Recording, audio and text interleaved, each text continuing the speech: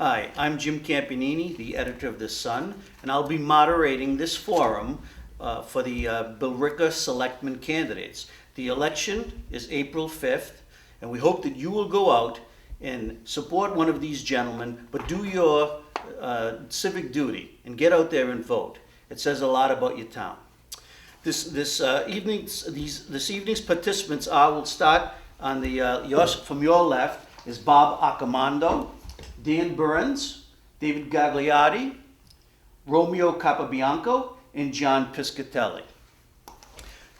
The rules are simple. I'm just going to ask some questions. We'll take the answers from everyone on the panel, and then if we have a good discussion going, we'll go back and see if anyone has anything to add to the discussion. Now, some of these questions we had asked people in the community to send us, what they thought that they might like asked of the candidates. So we're going to take a couple of them and we'll throw them in there. And we're going to start off actually with one that came in. We thought there's a pretty good topic. And we're going to start with Bob at the end and we'll come down this way.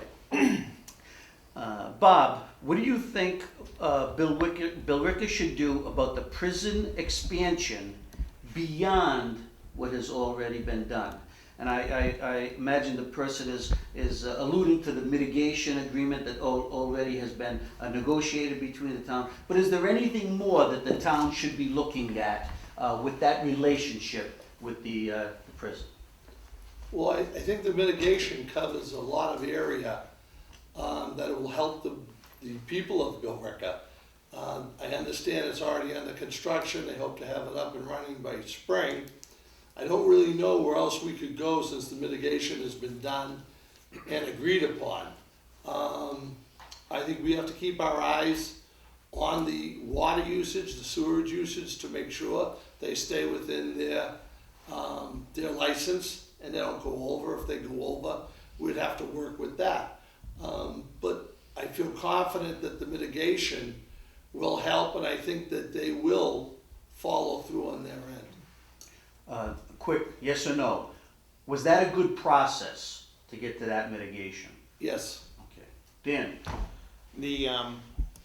Well, we've already settled on the mitigation that's available for the prison. I think that we've got a number of issues with how the prison has been treating us as a neighbor or as a guest in our community with the current sheriff. We had this process start with little notice to our selectmen and town manager. When we did start to ask questions, the ability to have a public hearing were denied.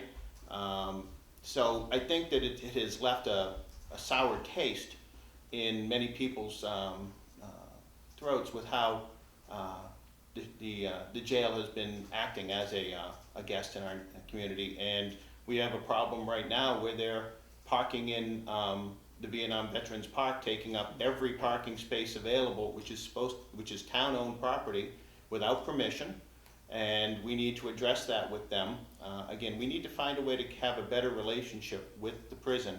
Under Sheriff DePola, he was very helpful with many things in the town, and I know that currently there's issues with the jail not even wanting to mow the lawn over at the park like they used to. And so there's some relationship things that need to be worked on over the next year or so with the prison. In your view, was it a good process, yes or no? No. Okay. David? Dan's right. We do have to continue to work with the prison on the relationship between the prison and the town, particularly the sheriff's department. One correction that I do need to make, the vehicles that are parked there now, they do have permission to be there. They will be out by the time soccer starts, because that parking area is going to be needed for the whole soccer program. I think we did reasonably well, considering as far as the mitigation goes, considering what we had to work with. We do have a commitment on the part of the prison that they will not be expanding in the future, which, I mean, nothing is airtight, but we do have a commitment from them that they're not looking to expand in the future. So, and when they eventually the Middlesex County Jail, wherever it is built in they prefer southern Middlesex County, when that is built, and those prisoners are removed and finally put in that Middlesex County prison. The new section that has been built for this purpose will be the one that will be used, and the older section, the one that's been there for years, will basically be closed down. Were you happy with the process, yes or no? Yes, overall, yes. Yeah. Romeo? I was hoping that the state could, I hope that they come up with some money. It was an awful thing what they did, they're trying to sell the jail in Cambridge, and the building in Cambridge is worth millions. And they're gonna sell that, and we get the jail. And as far as I know, the state isn't in too good a shape as far as money goes. I've talked to several plow guys that plow for the state, and they're owed 50 or 60,000 for months. So I just hope that they come across and pay the town for what they use. Were you happy with the process, yes or no? No. Okay, John? And I think that overall as a town, we continue to put ourselves in a position where we negotiate from a position of weakness. And in fact, I think we did that with the prison agreement. We wait until the state, or in some cases companies, want to come in and violate zoning, and then we negotiate when it's too late. And we did probably as well as we could do at the time.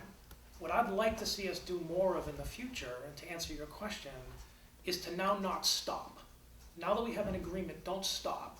Let's think about now what's the worst thing that could happen in the future, and now let's start to work on mitigation agreements today when the gun's not to our head. And I'd like to see us do more of that in a whole host of areas. Okay, so the process, yes or no? Were you happy with it? Not at all. Okay. This leads to a follow-up question. Is there a liaison committee set up now to deal with this, or should to John's answer, should negotiations be continuing with the jail? Bob? I think that has to go on. Couple of the things that we're working on with the sheriff is the central lockup, where the prison will actually, say Billerica has an arrest, they'll bring the prisoner to the House of Correction where he'll be housed, because they're more in tune to care and custody of prisoners. And I think that's one of the things that we need to work on. The sheriff has said that he supports that. And yes, I think we do need a liaison to keep going beyond that. Ken? I also agree, we need to create a liaison committee to work with the Sheriff's Department exactly for the reasons I stated. How does Billerica though get leverage in this case? I mean, if that's going to become a permanent entity, and what some people think it might be, and grow bigger in the future, I mean, how does Billerica get leverage? Well, I think that would be, first of us getting the information ahead of time would be very helpful. As with this time around, we were basically blindsided by the plans that the sheriff made and basically forced upon us. So I think that having a liaison committee who's working with the Sheriff's Department, and their goal is to maintain the good relationships between the town and the Sheriff's Department, will go a long way in helping to establish that rapport and communication. Actually, we currently have a liaison, that's the town manager. Having a liaison committee, I would not have a problem with. Maybe made up of one or two of the members of the Board of Selectmen and the town manager to work with the sheriff. But it's important to remember that under Massachusetts state law, the prison area, the grounds that they have, they can do whatever they want on it. That's Massachusetts state law. They don't even have to come to us for permits or anything like that. The only reason they had to come to us for a sewer permit is because they tied into our sewer plant. So it's important to remember that there is a limitation to what we can do because Massachusetts state law gives them the authority to do it. However, having a committee such as this, at least maybe we could get a heads up where we didn't the first time. It did come out of left field. We found out about it actually online, from a newspaper article from Cambridge, that this was happening. That part of the process, I know you asked the I process thought you question. read it here in the Sun first.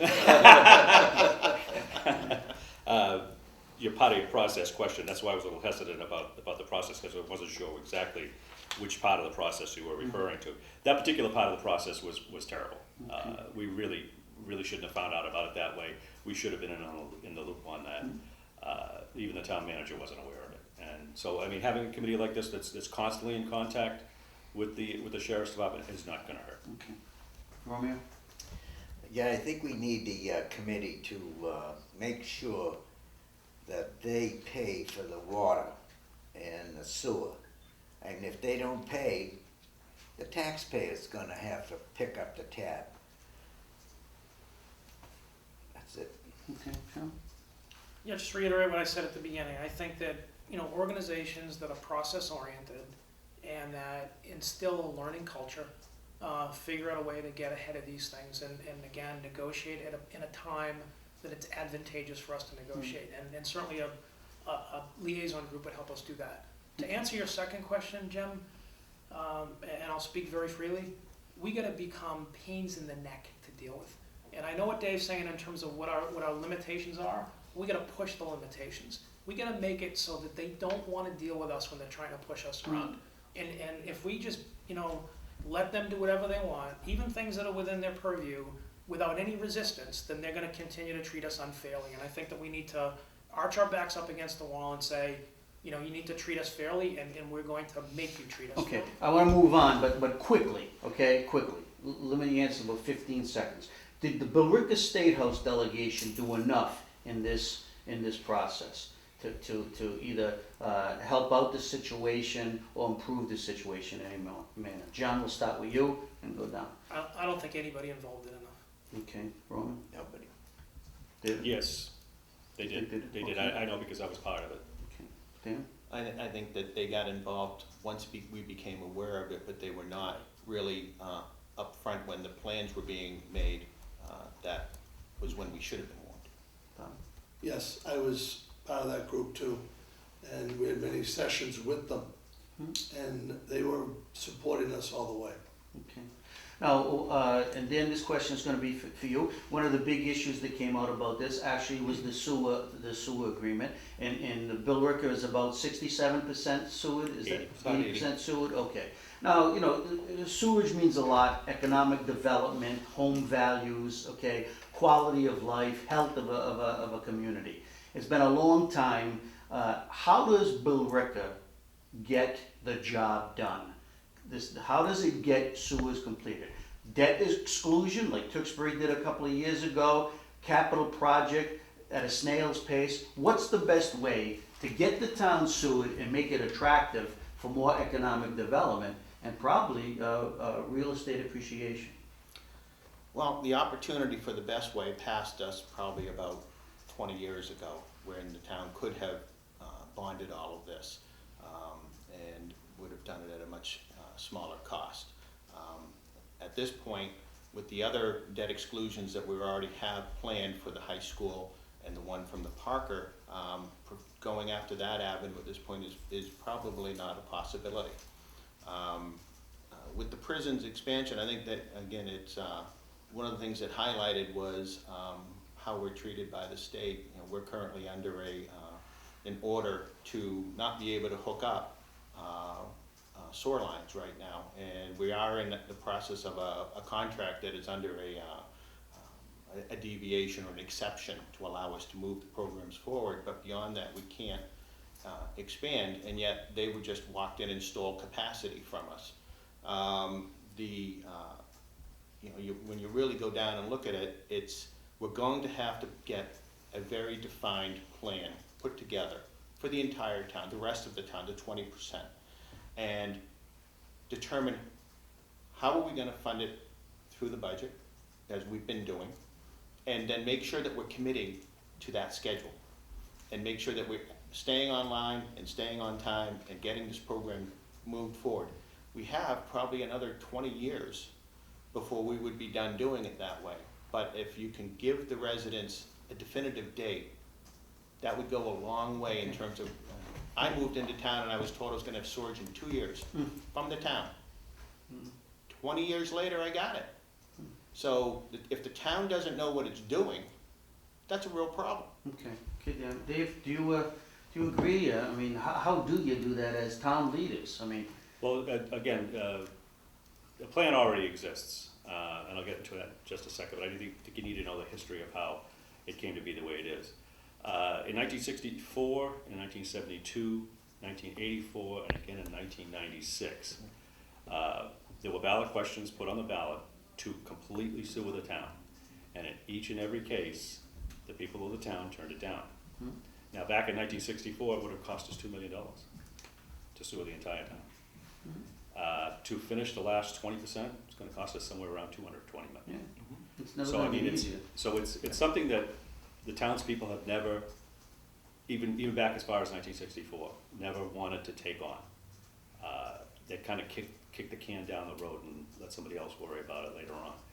And it's just like the old Fram oil filter commercial, you pay me now, you pay me later, it's always gonna cost you more Okay, later. so what do you think of it, what is the solution? So what we were forced to do, actually by the DEP, we were under a consent decree to upgrade our water treatment plant.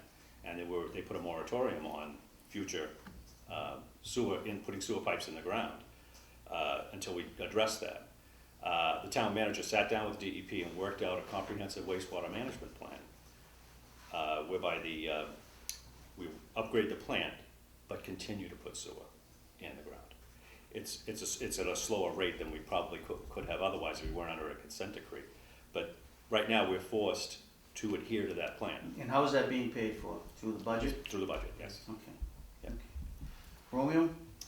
Yeah, I think that the town itself has to tighten their belt as far as spending. I mean, we're in a recession, and we need to do something to get people to sewage. I'll give you an example.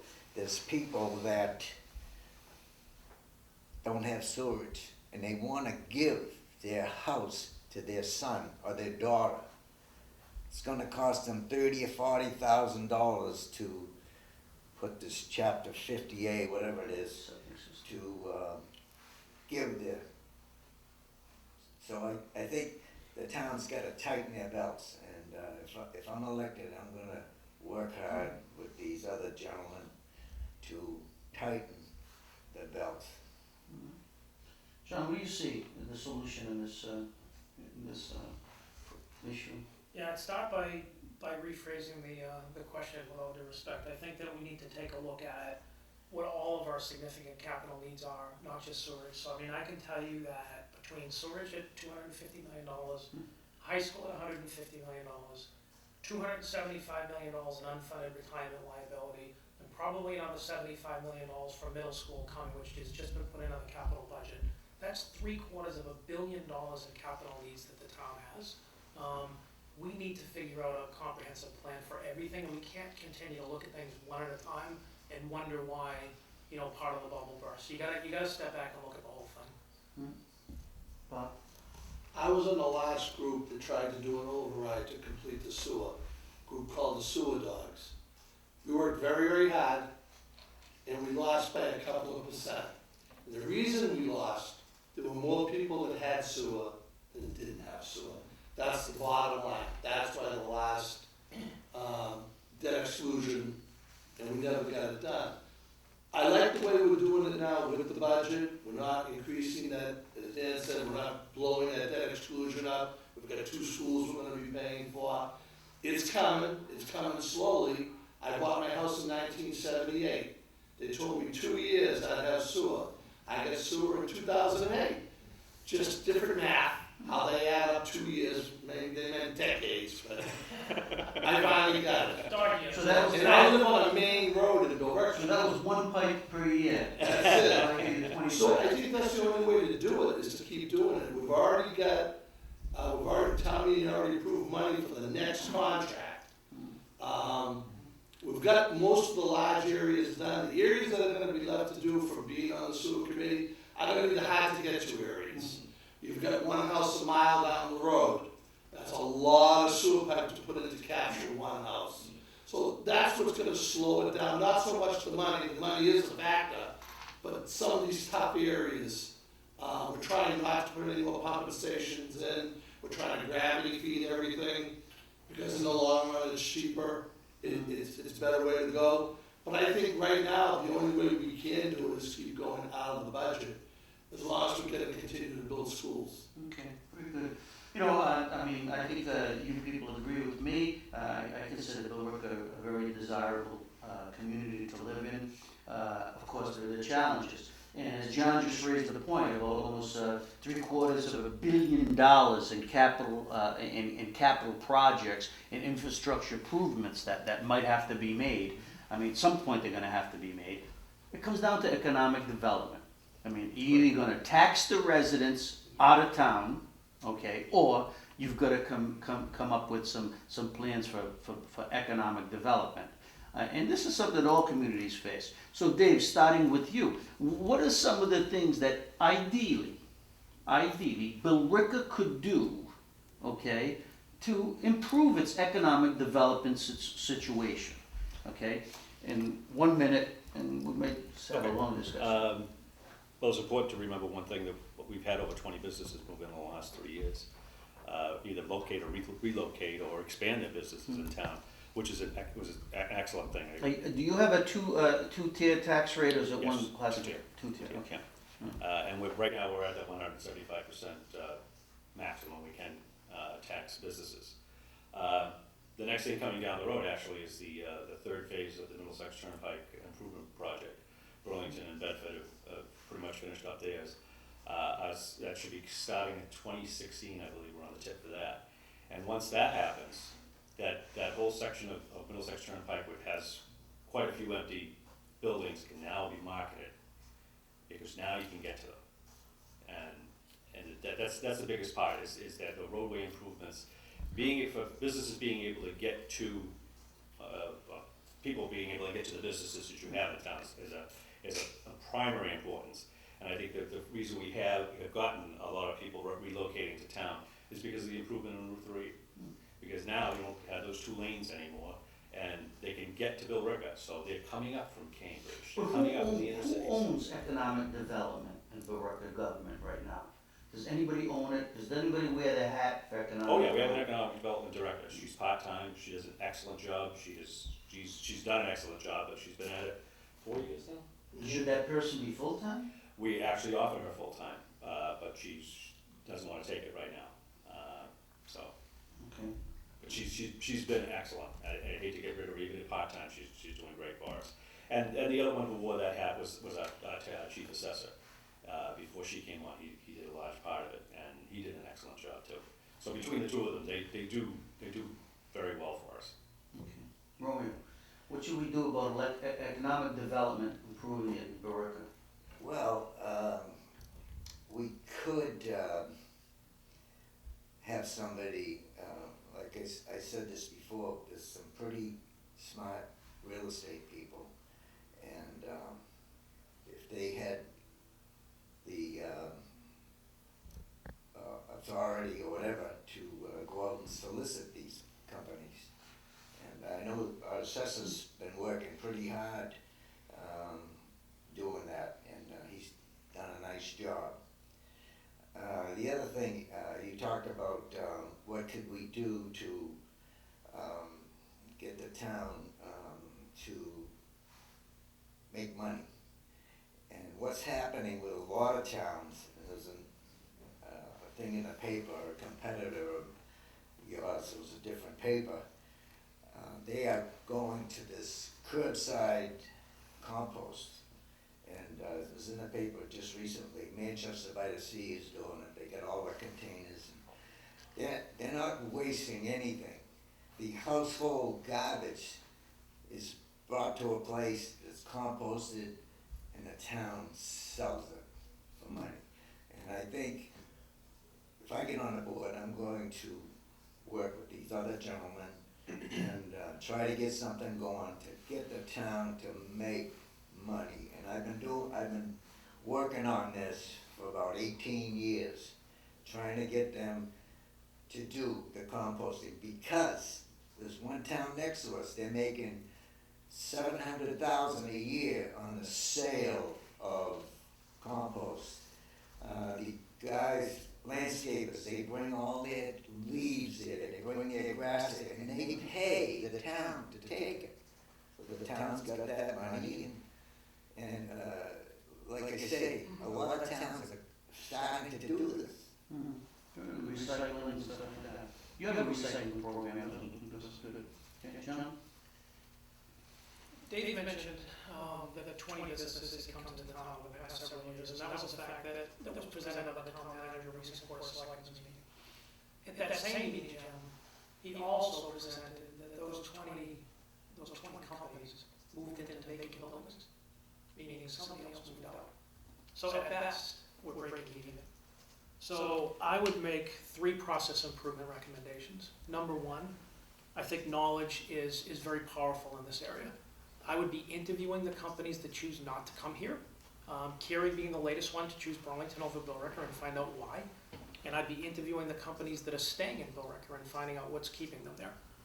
I suspect what won't be on that list is our municipal tax rate, which is the highest one in the area. So there's 3 things rather than what I'd do. Here's what I wouldn't do. I wouldn't have the highest tax rate in the area. I wouldn't accept our economic development coordinator saying that she doesn't want to work full-time. We need somebody to work full-time.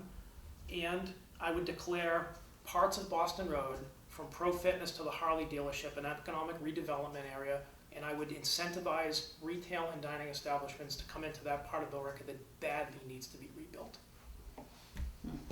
Bob? I've worked with the Economic Development Coordinator and with the assessor. I've sat down at meetings when they were gonna revitalize what was then called the Billerica Mall, now the Shops of Billerica. Very sharp team, they're out there, they're knocking on doors, they're talking to people. I think what we have to do is open our arms to more businesses. There are quite a few businesses that came that were trying to negotiate that for whatever reason, the negotiations didn't go through. The mall project would have been a $24 million improvement to that site.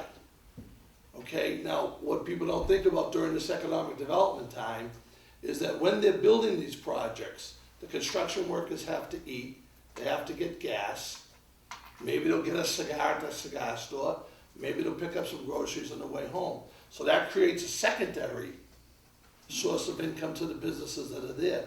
Being a small business owner, watching the climate of small business, I think we need to be more user-friendly to businesses coming in.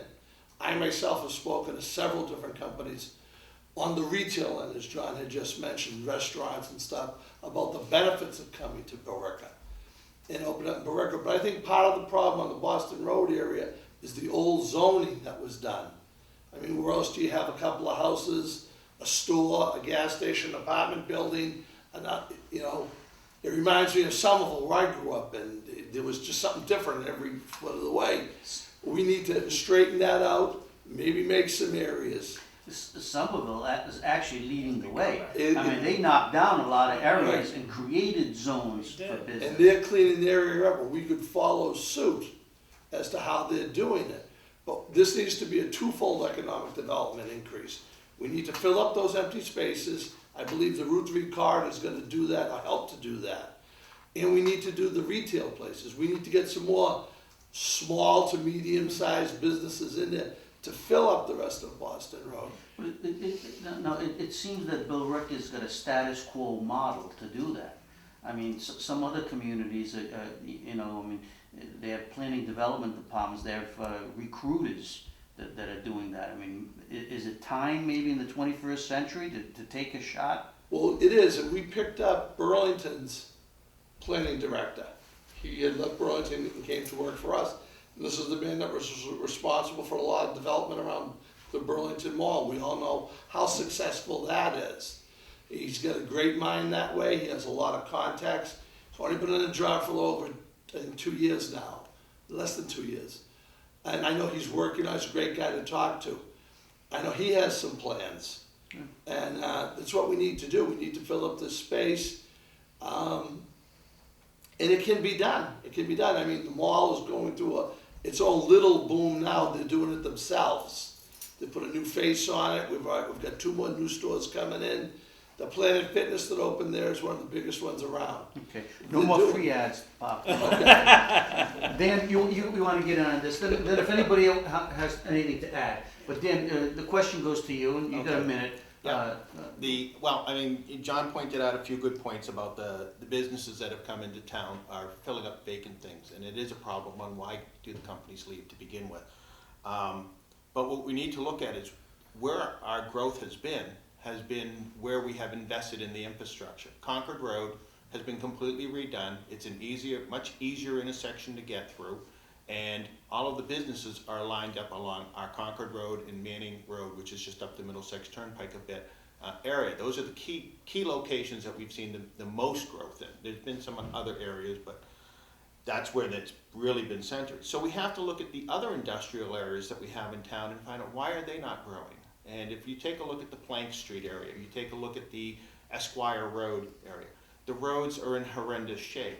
It's an embarrassment to, if you wanted to show property up there, to drive into those areas. So the town has to make an investment in the infrastructure there to allow those areas to be looked at as, vital and available properties. No one's going to want to drive through a street that's full of potholes with their cars to get to work every day. And that's what those two areas look like. We do have a problem with our tax rate. We are number 5 in the state. Out of 345 communities, we are number 5, while our residential tax rate is around 204. So we are we put up a bit of a roadblock. I don't think taxes are the main thing to keep companies away, but it plays a contributing factor. And so we need to be able to make sure that anything we can do to try and balance that is done. And as we bring companies in, we need to try and bring that tax rate back down a little bit to help incentivize other ones. Boston Road is something that needs to be looked at. We have a lot of empty shops along that entire path. And so both working with the state to improve the road, that needs to be done. And we also need to be looking at working with some of the building owners to be able to improve their shops. I mean, they're run down, they need to be taken care of, and that will help bring people to open businesses as well. Okay, you raised the point about taxes. I think John did. Bob mentioned becoming more business friendly. I just want to throw something out there. Several years ago, a very controversial issue in Billerica, an unmanned energy plant. It was basically, it looked like it was going to sit out in no man's land, and a lot of stuff was made about it, and that thing would have produced $2 to $3 million in new revenue for Billerica, and it was shot down like it was going to be a terrorist invasion. Okay? No, it was really, I mean, it was because I think, and I'll even go on the record, full disclosure, the Sun endorsed it because we thought it was a good plan, and but, I mean, quickly, is that something that would work today in Billerica? I mean, yes or no? I mean, are those things, they don't come every day, but if the energy grid needs to be supplied and there's going to be an unmanned plant and it's safe, and is that something that's good for the town? Can I go back and just answer the first We'll question? go down, but we'll go back. I'll ask you for, but answer this question first. Yes or no? Is this something that should be, that you would consider for the town, or is it something that you think is too, I think the reason that the town shot it down was the prevailing feeling was that there were concerns with the safety. Okay. And that people weren't interested in that type of business. Okay. Romeo? I'm in favor of that there. I'm in favor of windmills. I'm in favor of solar panels. Which Billerica has a nice project. Yep. They just Yep, did a we do. good project. Yeah, and there's some things they can do, like Nashua, they put in a gasification at their sewer plant, and they're saving $90,000 a year on electricity.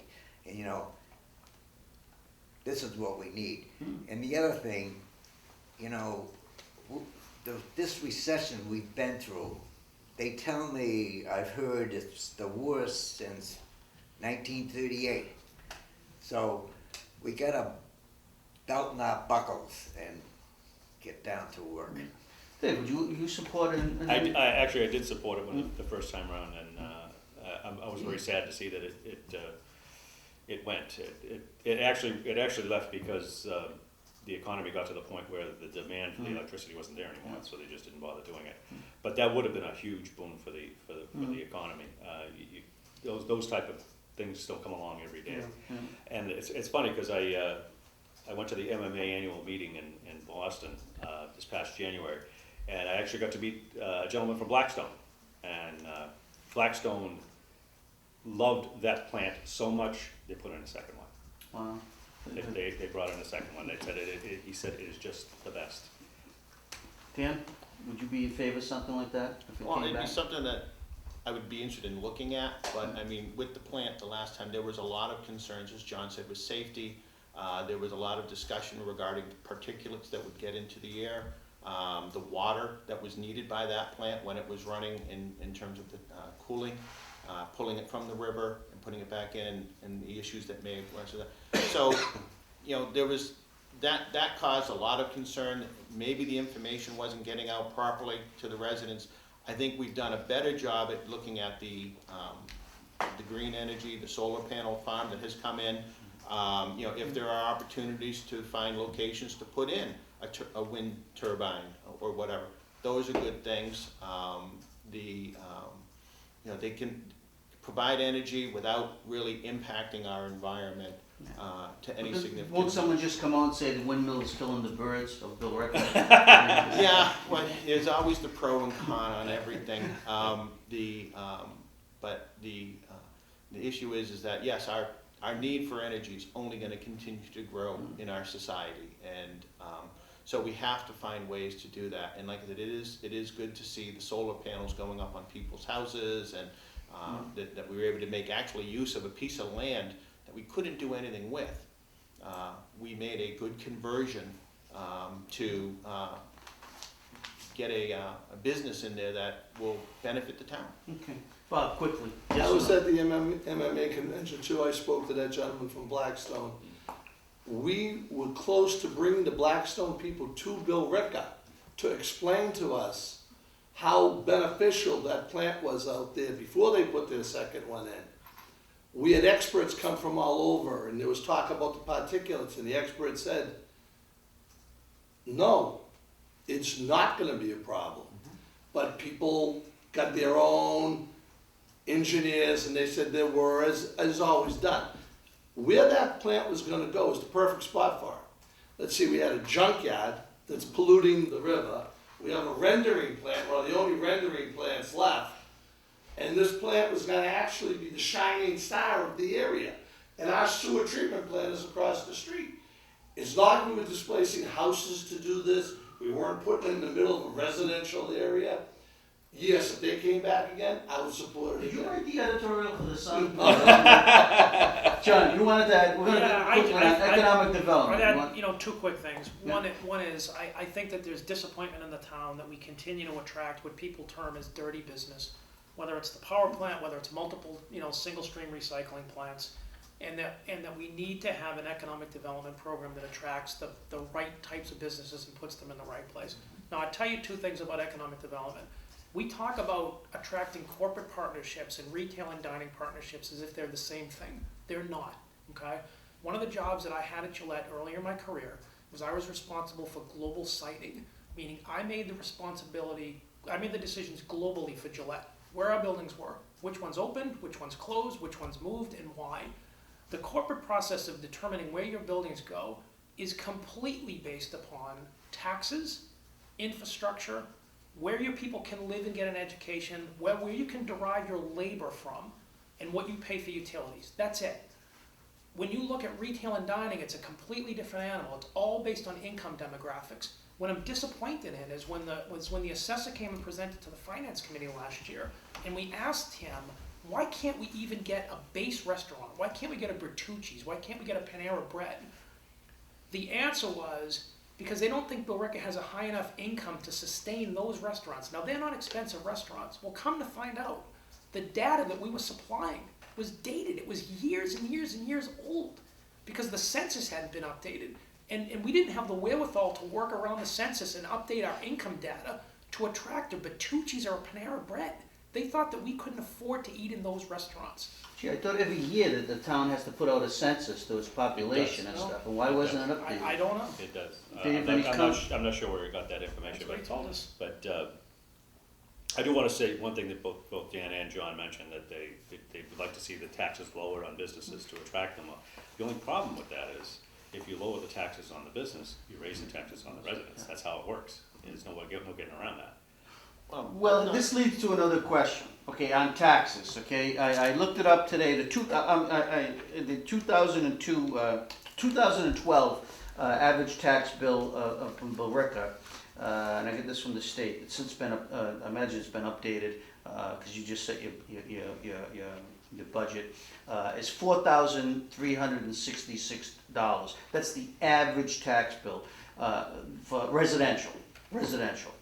Billerica ranks 135 in the state out of 350 communities. Not bad, but at the same time, you're talking about all these capital projects, and no one really talked about, you know, if you're bringing in money, you can't be spending that same amount of money. You gotta cut. You gotta, you know, Romeo says about tightening the belt and stuff, or you're never really going to get ahead. Is Billerica doing enough to basically, you know, watch that balance sheet? Are they taking in money and then just spending it? So what are there any things where we can reform, we can cut, we can look at making government more efficient? Okay, that we save money. Romy, I think it's you. Dave, you did the last question, right? So. Yeah, you know, like I said, we've got to tighten our belt. I mean, we're starting to come out of this recession. I mean, we're not out of it, and we've got to cut spending. And the taxpayers, they can't stand it anymore. And we've got to tighten our belts. It's plain and simple. John, where can Billerica save some money? Yeah, great question. The way that our process works today, we plan to fail, right? So here's what I mean by that. Every year the selectmen give the town manager a budget guideline. They've given him a budget guideline that year on year is more than the cost of inflation. And then what happens is our costs, our average tax bill, the one that you just pointed to, go up every year more than the cost of inflation, which should be the yardstick of measuring financial efficiencies. And then beyond that in the fall, we spend another $5 or $6 million in free cash. So inflation is averaging somewhere between 1.3 and 1.5% a year for the last 15 years. And in front of me, I have the analytics that I use that show our assessed value, our tax rate, our taxes, the percent increased inflation, our performance versus inflation, and then how much money we spend beyond that. And I've been tracking it as a finance committee member.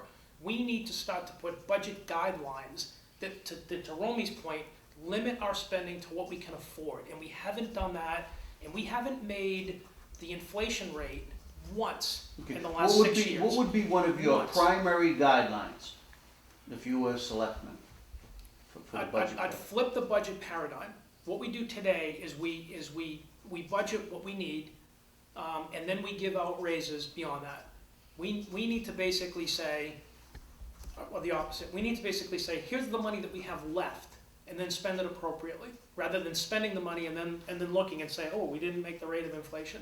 So we need to flip the budget process and do it completely the opposite of what we do it today. Huh?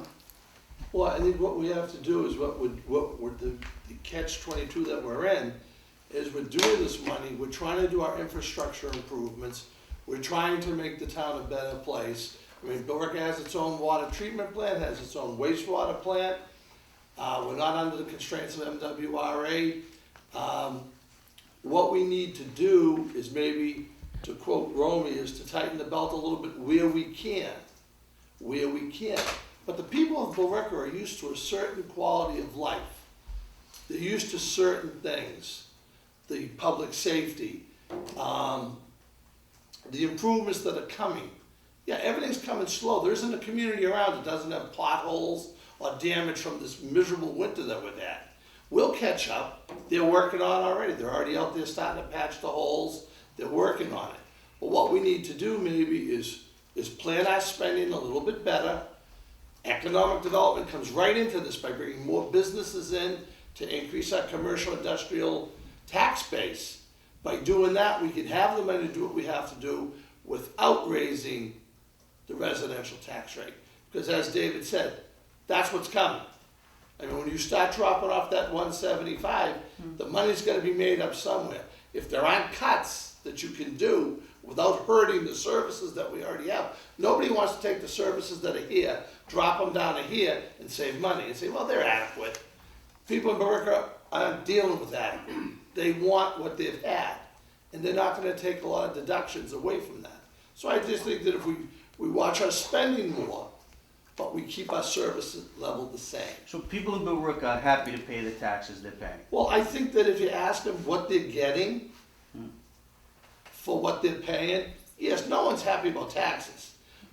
You're looking at a double taxer right here, both business and residential. I can't sit here and tell you I'm happy to pay both those bills, but I know what I'm getting. Yeah. I see what I'm getting for it, and I understand that. I think if you educate the people to show them how worse it could be if we had to rely on outside sources for our water and our sewer. I'm just, and correct me if I'm wrong, but I'm just surmising, because most municipal budgets, about 80 to 85% of the fixed costs, salaries, benefits, pension obligations, okay? There's only 15% or 20% for disposable income to do anything.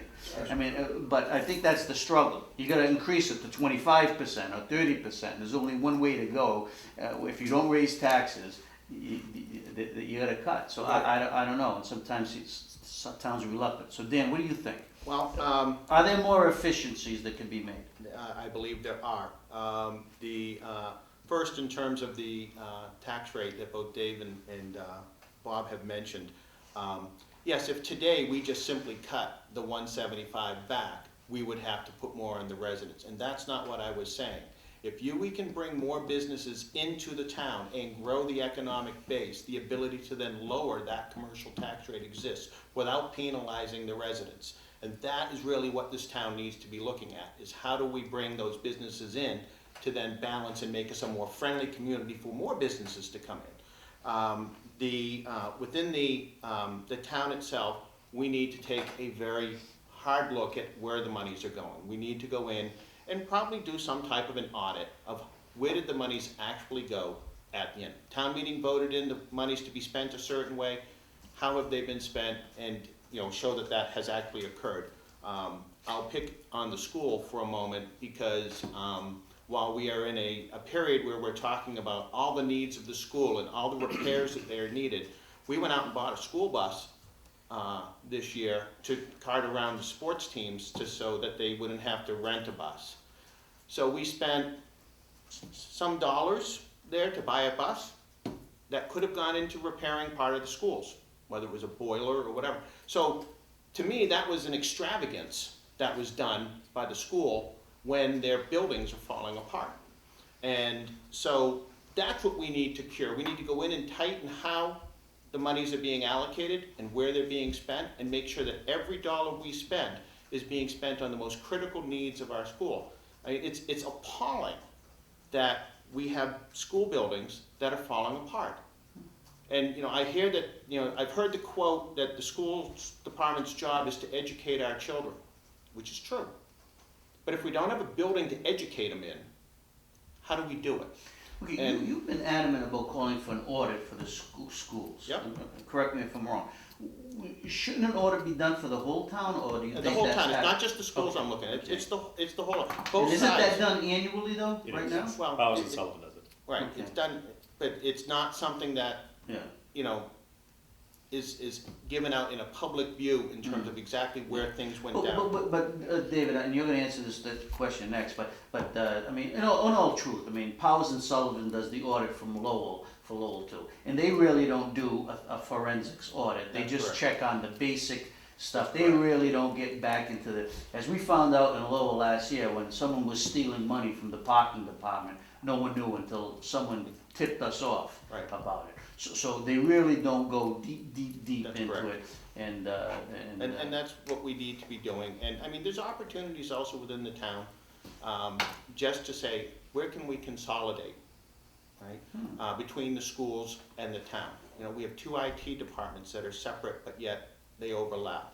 You know, then that's just one of several areas that we could be looking at in terms of, you know, improving the efficiencies of the town. And that's interesting because the town manager makes himself, and he is a professional town manager, and he likes to identify as a business model. And most businesses consolidate when they have to save money, or they give people hybrid jobs and stuff like that. So I'm going to move on to David. David, can we do more efficient stuff in Billerica? And We've been doing it right along, and we'll continue to do it, and we should continue to do it. The town manager, I know, in the last 3 years has reorganized the treasurer's department 3 times, trying to get the right fit for that department and to utilize the people that he has in the best possible way he can. Over the years, we've done many efficiencies. Our trash and recycling, both our trash hauling and our trash disposal contracts, where we found out we could do better ourselves than to even do it collectively with other towns, which we had been doing. With the new recycling, weekly commingled recycling that we have was a big savings over the original one, and people are recycling more because it's easier to do, and which again benefits the town. I had a thought there, it just went away from me. efficiency? Oh yeah, and as far as efficiencies go, and it's important to remember that over the last 4 years, we have not taxed to the maximum amount of the levy limit by $10 million. I mean, it says $10 million under the levy limit. The proposed budget for fiscal 15, I believe, is another $5 million, if I recall, that we're under the levy limit. Wow. So that does benefit the residents, because that means we're not that's just the one from for the last 4 years. That's a savings of roughly $400 a year on the average tax bill. Can I ask a So quick- we are addressing it in that way. We are not taxing them to the max, and yet we're still fully funding our budget. We haven't had any layoffs. We haven't had school closures or fire station closings or anything like that. We've maintained our budget right along, and I think that says something about how we're doing things. Not that we shouldn't continue to improve. We should always continue to improve. Okay, John? I you wanna add I've something? made some very specific recommendations as a finance committee member. Number one, Jim, as you know, we manage the budget town side, school side. And, you know, we have redundant functions in our town, one of which is maintenance, right? So one specific recommendation that I've made to the town manager is I would like to consolidate all facilities management, all maintenance, town side and school side, into one spot. So that's recommendation number one. Recommendation number two is, when you talk about the audits of the schools, the whole reason that this has been brought up is we all know there was a long period of time that we budgeted money for the schools to use for maintenance that they quite frankly didn't use for maintenance. And again, as a finance committee member, for the last 3 years, I've had them demonstrate to me that the money that we gave them were used for the purposes, the specific purposes that we asked them to use it for. The last point I'd make, and it's really to tap off one of the points that Bob made, is there will be people that will intimate that there is an absolute correlation between dollars spent and service, when there is not. So let me give you one very specific example of that. You look at our school department and you compare it to Chelmsford. Billerica spends $12,800 per year per pupil for a bottom third in the state school system. Chelmsford spends $11,800 per pupil, $1,000 a person less per year for a top third school system. So this is about getting more for what we already spend, not saying that if we spend less, we're going to accept less for services, because we can't. We need to get more for what we have. You would hope that the school committee would look at the same way. You would hope. But that's different. But it's also one thing that's important to remember, that they're an omnibus budget. what they say in their budget, what they're going to spend it on, they have full discretion with with the school committee's permission to spend it any way they wish. And if a need crops up somewhere else in their budget that they need to address, they can move money. Okay. Now, this is a question here where we're gonna ask you a percentage, okay? All right, this is an interesting statistic that came right out of the Boston Globe, okay? I'm gonna ask you for a percentage, and then we'll get into the discussion of this issue. How many people 65 and older live in Billerica and are the head of a single-person household? And I'll tell you, there are 14,034 households in Billerica. So what percentage of those 14,034 households are there people 65 and older who are single person, the head of a household? Bob, we'll start with you. Give me a percentage. 20%. Dan? I would probably put it closer to 15%. David? Yeah, I would say about 10. 25. I'd say 10, but I could look it up in my book. Okay. 37.5%. I was shocked. There are 2,770 single people over 65 who are head of households in Billerica. So my question is Billerica doing enough for the elderly in the community? Bob, let's start with you. I think we are. One of the programs that Billerica is leading the state in is for elderly people that want to get a break in their taxes. They can come in and work 10 to 15 hours at town hall doing different things to get credits. Our senior center is tremendous. It's well run. People are admired from all over. I think we are. And I think that we can continue along those lines to do even more. I know I'd like to see some more housing too for senior citizens. But I think we are doing a lot. You never do enough, but I think we are doing a lot. Dan? Yeah, I mean, I have to agree with Bob. We've got an excellent senior center in the town, and the person who runs that, Donna Popkin, she does a fantastic job, and I think it actually draws a lot of people in. We do have the ability for them to reduce their taxes by, doing service for the town. The housing is probably the thing that we need to probably look a little bit harder on. How do we take advantage of it and improve in the town? We do have a lot of demand. I forget how many. I think it was I heard that there were like 400 people on a waiting list for housing in the town, and that's something that we need to be looking at and saying, how can we do that?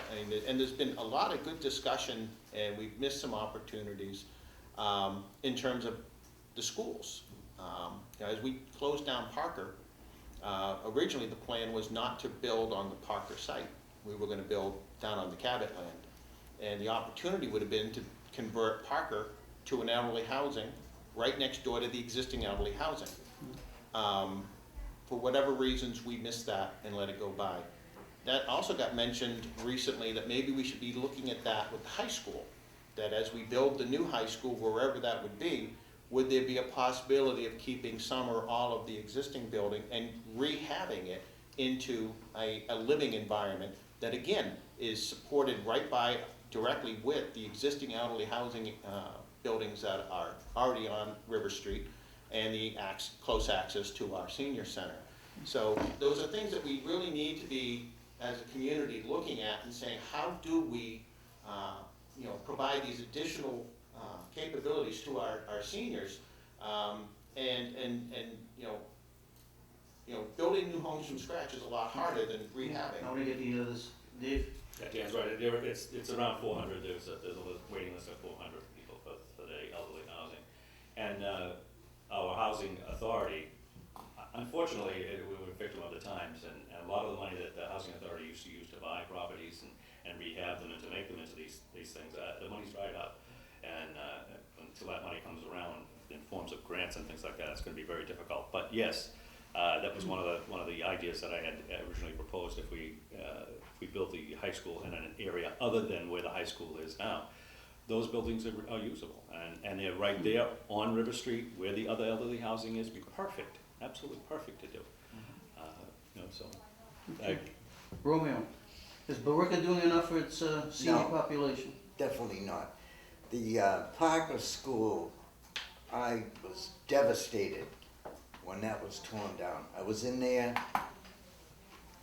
There was nothing wrong with that building that could have been fixed up, and it was walking distance from the elderly, it's just walking distance. And we needed the housing so bad. And the other thing is, like the high school, that would be perfect. They got an auditorium, they could have movies, they could have their little things. Let's not tear it down. Let's build a new school somewhere else. And the other thing is, a lot of these companies, they don't want to own any buildings. And some of those buildings, they could be rented. Get some money to help the taxpayer. John? Yeah, once again, I'll flip the paradigm a little bit. You know, I think the easy answer when you talk about whether or not we do enough for seniors is centered around tax breaks that go to a few, or whether or not we have a nice senior center, which we do. But I think, you know, it's more basic than that. When you look at the fact that in a 10-year period, our levy limit has increased 60%, we're taxing them out of their houses. The biggest thing that we can do for them is to be more efficient with the dollars that we spend and slow the rate of tax increases. That would dwarf any impact of all of these small things that we continue to talk about. We're gonna talk about the big things. Okay, we're going a little over, but there's one last question. I'm gonna give everybody 1 minute. I know this is a controversial issue, and we're gonna close the night with this before we have our closing statements. It's a broad question, okay? You can say everything you want, but I am gonna limit you to one question, to 1 minute, because I think you people have discussed this in your forum, it's been reported in the newspapers. And it has to do with the town manager's recent contract, okay? Do you think the process was done transparent, in a transparent fashion, and do you agree with the contract, and how would you rate the manager's performance? Okay, you can almost say that he deserved the contract that he got. Now, I'm gonna limit, there's a lot to say in 1 minute, I know, but I'm just gonna limit you to 1 minute, and we start with you, Dan, because Bob had the last question. So, what do you think about the manager's contract? Well, the process by which the contract was done was flawed, right? While it was trying to follow the original dictates that were called out for in the guidelines, the fact that this committee was formed without any real knowledge of the other selectmen, and the meetings were held without publicizing them, we're all aware that we were, the town's board there was found to have violated open meeting. And then they went back and redid the work and came up with the contract. Myself, the contract itself, I wasn't happy with the severance side of it. And I've said multiple times that what I see that doing is tying up valuable money for the town each year that could go towards some type of project. Over the life of the contract, we need to hold back $100,000 each year, and if we don't use it, it will go back in the general fund for the next year. But it prevents us over the life of the contract to not spend $300,000 on town services that are needed. And $300,000 is an ambulance that currently we have to always pull out of our taxes. And so it's definitely. Do I think John Kern has done a good job on the financial side? I believe he has. I know that there are some other issues in town that have gone on that I don't have full privy to, being just a resident versus being on the board. But those are things that I think that need to be looked at in terms of how he interacts with the residents and stuff that have. And that's where the board can help resolve those issues and help make a better town manager. And so it's 10 seconds. Okay. So Do I agree with the contract as is? No, I don't. I wouldn't have gone with the severance. But I think that other parts of it were fair for the town manager. In fact, I had recommended after the first go-around that we do this review of all these surrounding towns, and that was done to show how we were placing the town manager against all others. That was a good thing. Okay, Dan, David?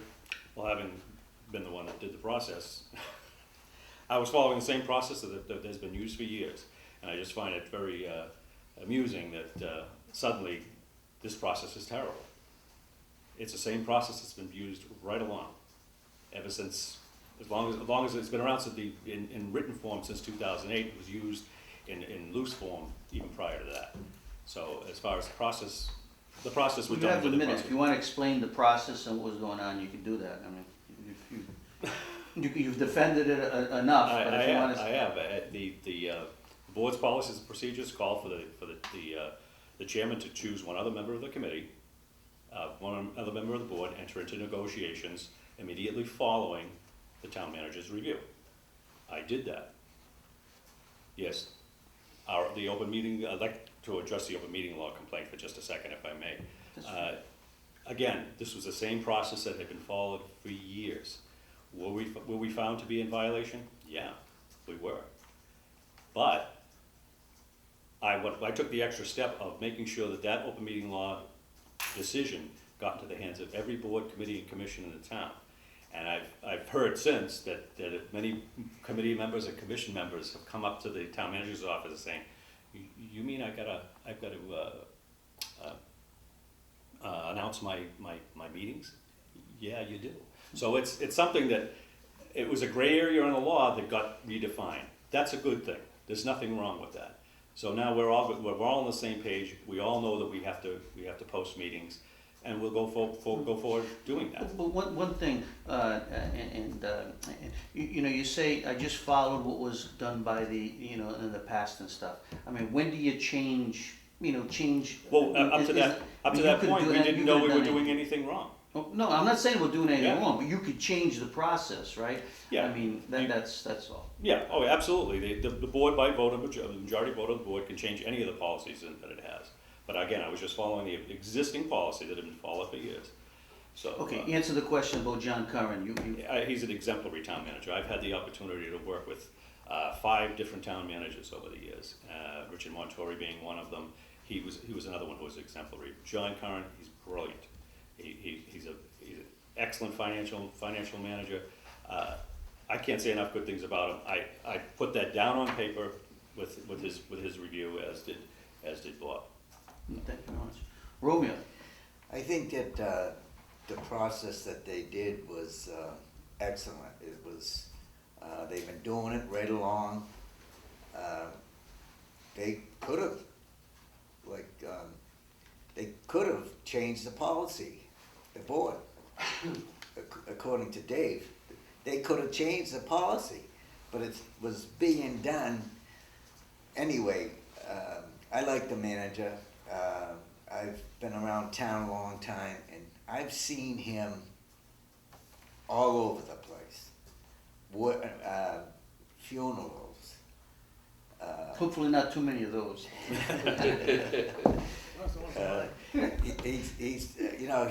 I've said this before, to me, he's a part of Billerica, because at the Yankee Doodle Parade, he's there.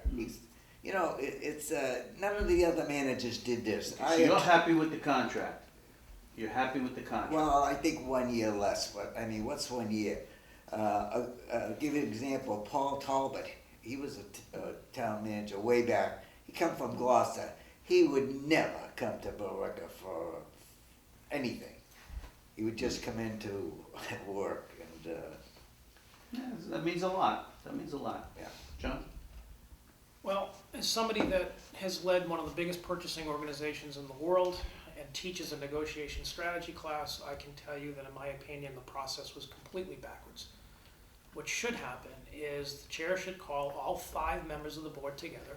They should agree on what the hard points of the contract are and understand what latitude the negotiation team then has. And then the negotiation team, armed with that information, should go conduct the session. In this case, they didn't do that. They went and negotiated without the knowledge of the other three, and then were surprised that there wasn't full-fledged agreement and that there was pushback by the three that never got input to what the parameters of the contract that were to be negotiated were. Those things should get done on the front end of the process, not on the back end, and that would be a process improvement recommendation that I would immediately make. In terms of the actual contract itself, I think it was a bit one-sided in that John received what's called a golden parachute, you got severance, but didn't get golden handcuffs, meaning, hey, we're gonna pay for your education, but you're gonna make a commitment to us afterwards. To me, those are the two-sided agreements that we should make. Lastly, in terms of John's performance, I agree with a lot of what Dave said. I think John is a very bright man that has some very, very good long-term planning skills. I think, to be perfectly frank, he has a style that can be abrasive, and he has struggled to get consensus in the two areas, the two biggest recommendations that he's made in his tenure. One was the location of the high school, and one was the center redevelopment project. And I would want to watch him very carefully, because my fear is his style will limit his ability to be effective, and that would be a shame, because he is a very, very bright man. Bob? First of all, I was on the board that hired John Curran. I was skeptical at first. I was championing a gentleman from Northborough. But John had the votes, we made it unanimous, he was hired. Since then, I have been fascinated with the way the man does his finances.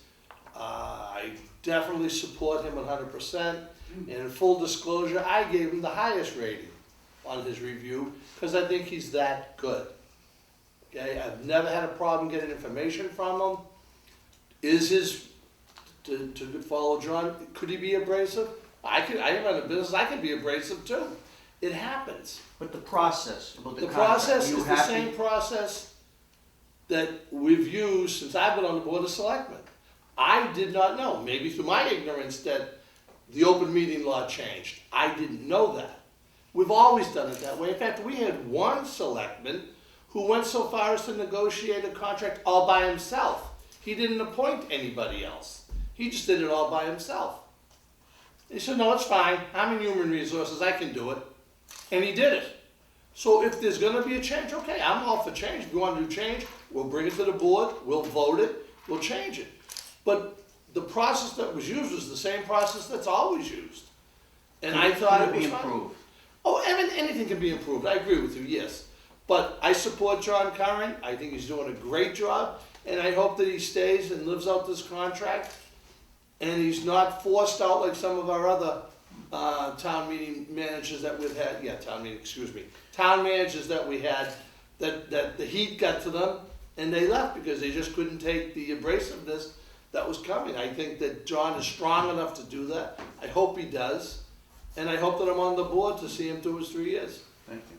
In 2 more years, we're gonna have everybody back and we're gonna talk about what makes Billerica politics so lovable. That's it. I like to say it's blood sport. Listen, we are now going to start our round where each candidate is going to have up to 2 minutes and just give a closing statement why you should vote for them on April 5th. And I gotta say, you know, you gotta give these people credit. They put their lives and reputations on the line to go out and meet the people and do a job that sometimes, you know, they don't get enough credit. So, and by the way, this has to be the best dressed legislative body in the Merrimack Valley. So don't vote for them on how they dress. Vote for them on the issues. We're going to start with Dave. And Dave, you got 2 minutes, and you're on the clock. Hi, I'm Dave Gagliardi. I've been involved in town politics for 19 years. It's been my privilege to serve the community for those 19 years. The last 3 as a member of the Board of Selectmen. I want to continue to serve on the Board of Selectmen and to serve you. And I hope you'll give me one of your 2 votes on Saturday, September 5th. September 5th. Maybe we should have it then. April 5th. Polls are open from 8 a.m. to 8 p.m. Dave, I can't campaign for another 6 months. Who wants to? Romeo? My name is Rome Capobianco. I've been a representative in the town of Billerica for 25 years. I am a proud owner of Price Farm. It's right in Billerica Center. And please vote for Ron Capabianco April 5th. Thank you. My name is John Piscatelli, and I'm running for the seat on the Billerica Board of Selectmen. I'm the only candidate with experience on town meeting, committee leadership, finance committee, as well as executive level managerial experience with a Fortune 500 company. I'm running to bring professional leadership to Billerica, to end the constant bickering, and to place our attention on the things that truly matter. We have critical decisions to make in the area of schools, sewerage, and unfunded post-employment benefits. Contrary to what my opposition may tell you, we do not have a comprehensive plan that fully funds our long-term needs. I've been asked during this campaign if I will become one of the three or one of the two, referring to the current division on the board. Frankly, I find that question insulting, and so should you. This campaign is not about me or any other individual, but rather represents an opportunity to bring consensus and transparency to town government. Simply stated, there is only us and we as we shape the future of Billerica. I lead a blessed life. I've been married to my best friend Laura for 28 years. We have 2 wonderful, healthy daughters and a large extended family. I have a successful career at one of Boston's historic companies, Gillette, a company that stands for integrity, hard work, and old-fashioned values. That said, if I'm fortunate enough to be elected on Saturday and serve as a selectman in my hometown, the town where we raised our family, I would consider this the single biggest honor ever bestowed upon me. I very much want to be part of the solution and help us move forward, so I ask for your help, your support, and your vote on Saturday, April 5th. John Piscatelli, ballot position number 4. God bless America. Okay, go. My name is Bob Accomando, and I'm seeking re-election to the Board of Selectmen. I've been a town meeting rep for 20 years, a selectman for 6. It's one of my biggest honors to have served the town. Became a selectman to give back to the town for all it's given to me. I'm a small business owner.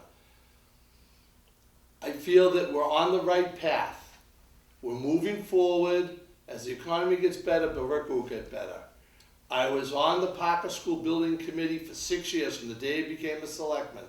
Proud to say that project came in on time and under budget. I believe we can do the same thing with the high school. So on April 5th, I ask that once more you cast one of your 2 votes for me, Bob Accomando. Hi, my name is Dan Burns, and I'm a candidate for the Office of Selectman in the town of Billerica. I'm asking for your vote on April 5th. I'm running this year because I feel that there is a need for change on this Board of Selectmen. We've had a board that has been dysfunctional for too long, and we need to bring unity and a vision back onto that board. And I'm asking you to, again, vote for me on April 5th. Polls are open from 8 a.m. to 8 p.m. And I thank you for considering me for one of your 2 votes. I appreciate you taking the time to come in here. Thank you for having us. Yes. How do you pronounce the name? Campanini, Giacomo Campanini. That's it. Thank you for coming, I appreciate it. Good to see you again. Yes. Haven't seen you in a while. Good luck.